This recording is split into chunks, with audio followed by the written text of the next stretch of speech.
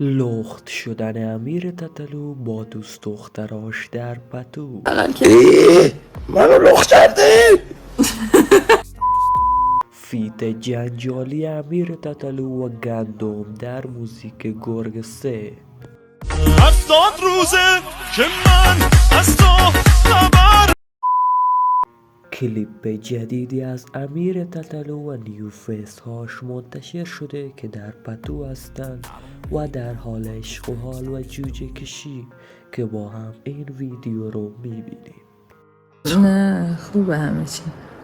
پس چرا فارش زدی؟ مخصوصا میزنم گوخورا رو پیدا مرسی. هستیم خوبه؟ آره سلام میرسونه؟ چه سلامی چه علیکی چه مسخره بازیته.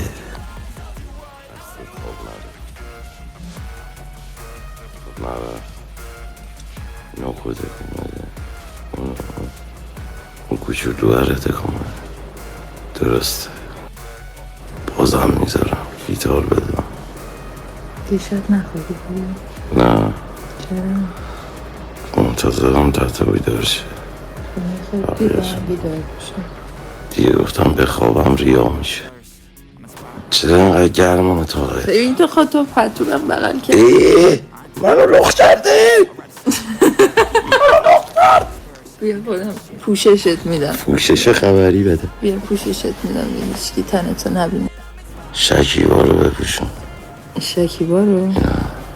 امیر تتلو دیشب میاد و اعلام میکنه که در گرگ 3 پیشرو و حسین حضور ندارن و فقط گندم 321G در این موزیک حضور داره و در چنل یوتیوبش مینویسه گرگ 3 از خانم گندم و امیر تتلو آخرین آهنگ از آلبوم بخت به زودی و امیر تتلو میگه باید چنل گندم 100,000 سابسکرایبر برسه تا این موزیک منتشر بشه.